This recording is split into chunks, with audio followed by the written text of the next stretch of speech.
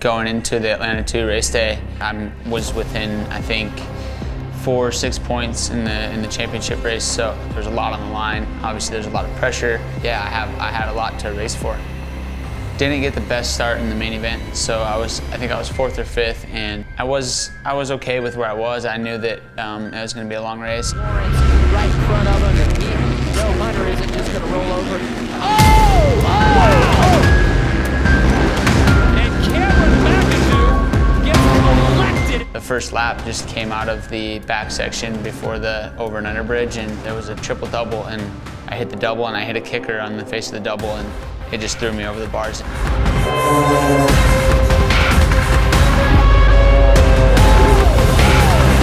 I just felt like I was flying, and it was this crazy loud, obviously, and I felt the big impact of hitting the bridge, and then I really wasn't sure where I was flying, where I was going to end up. When I landed on top of the bridge, and I pushed my visor up and started looking around, I was like, holy crap, how did I end up all the way up here?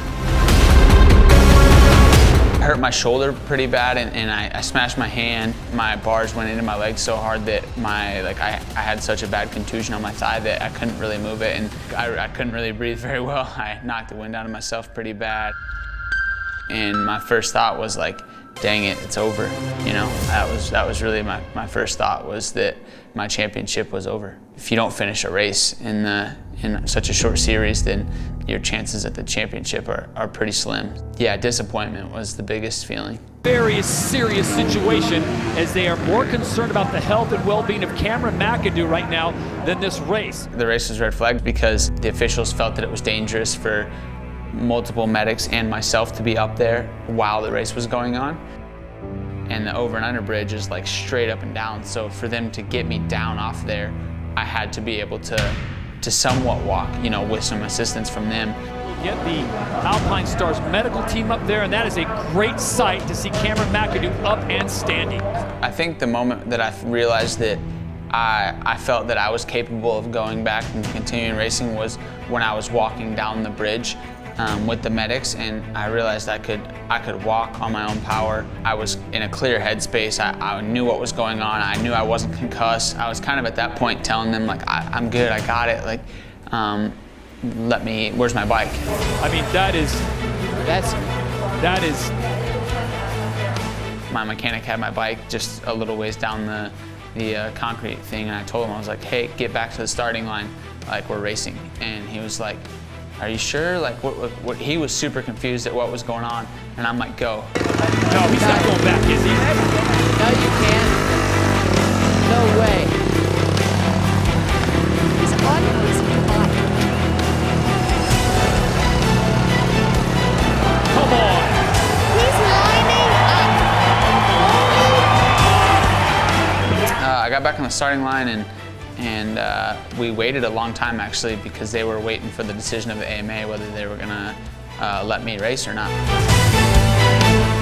And Todd, I just got news that he has been cleared by the Alpine Stars medical unit here to ride.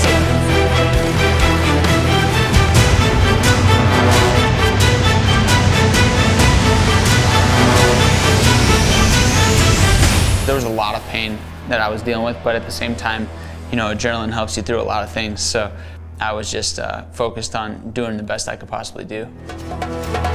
Yeah, we came out of the start. I actually came down the first straightaway leading. I got ran wide a little bit in the second corner, so I ended up, I think, coming out 4th or 5th. Interesting to see if he can keep holding up the charge here of Cameron McAdoo. And the point, the pass is done as McAdoo goes to the inside on the sand. McAdoo gets past more space in the third. Made my way to second and rode in second for the most of the race, and then with 2 laps to go, I was losing a lot of strength in my leg most of the time, but that's no reason. But I ended up getting past for third.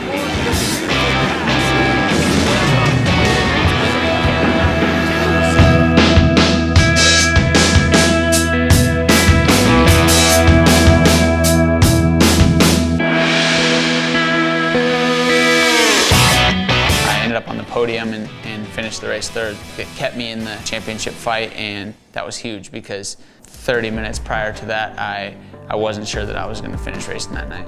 Obviously, being able to have a podium finish, you know, makes it a little bit easier to deal with some pain and get in some ice baths and do therapy for the next 4 days leading up to the next race. And we had Atlanta 3, which was the next race on Saturday night. Tough to get my body going again, and I was so sore. And I was actually at the end of my last practice session, just barely came up short on a quad, and it stung my leg super bad, and I basically kind of lost a lot of the strength in my leg when it happened. And the next triple after that, I kind of went off of it sideways and like basically fell off the side of my bike in the air and went head over heels on the triple. Had a big crash at the very end of my last practice.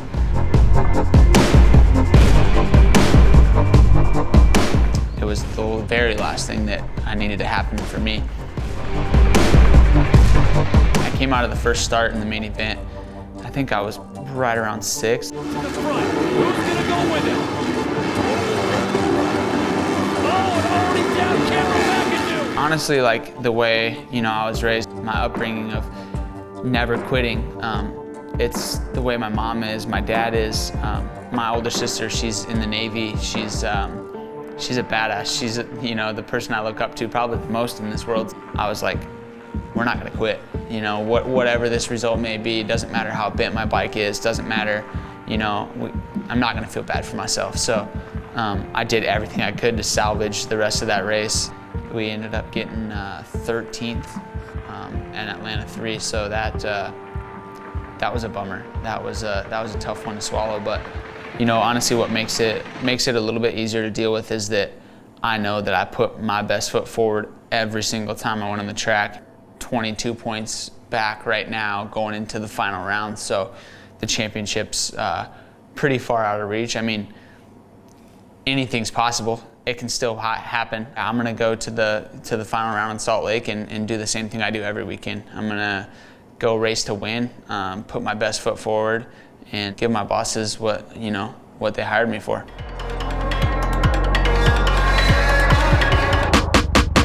To go back and rewatch it, I still ask myself, or I still wonder how I was healthy after that, and how I was okay to go race the highest level of Supercross 20 minutes after something so bad.